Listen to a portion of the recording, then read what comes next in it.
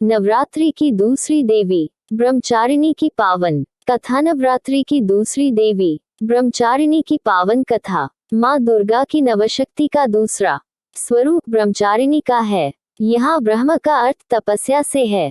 माँ दुर्गा का ये स्वरूप भक्तों और सिद्धों को अनंत फल देने वाला है। इनकी उपासना से तप, त्याग, वैराग्य, सदाचार और संयम की वृद्धि होती है। ब्रह्मचारिणी का अर्थ तप की चारिणी यानी तप का आचरण करने वाली देवी का ये रूप पूर्ण ज्योतिर्मय और अत्यंत भव्य है। इस देवी के दाएं हाथ में जप की माला है और बाएं हाथ में ये कमंडल धारण किए हैं। पूर्वजन्म में इस देवी ने हिमालय के घर पुत्री रूप में जन्म लिया था और नारद जी के उद्देश्य से भगवान शंकर को पति रूप में प्राप्त करने के लिए घोर तपस्या की थी।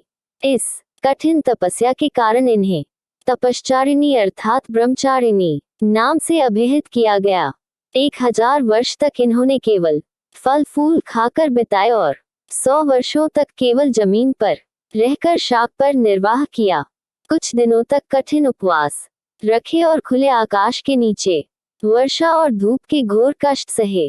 3000 वर्षों तक टूटे हुए बिल्व पत्र खाए और भगवान शंकर की आराधना करती रही। इसके बाद तो उन्होंने सूखे बिल्व पत्र खाना भी छोड़ दिए।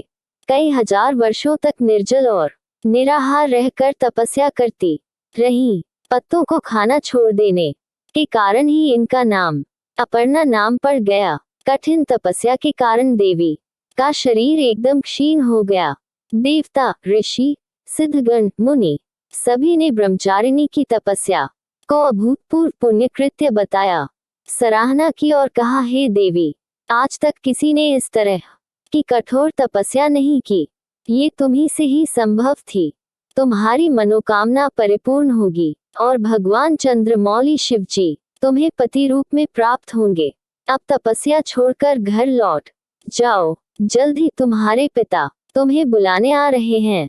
इस देवी की कथा का सार यह है कि जीवन के कठिन संघर्षों में भी मन विचलित नहीं होना चाहिए। माँ ब्रह्मचारिणी देवी की कृपा से सर्व सिद्धि प्राप्त होती है। दुर्गा पूजा के दूसरे दिन देवी के इसी स्वरूप की उपासना की जाती है। देवी माँ की कहानी पसंद आए तो चैनल को लाइक और सब्सक्राइब जरूर कर दीजिए। माता की कृपा बनी रहेगी आप पर।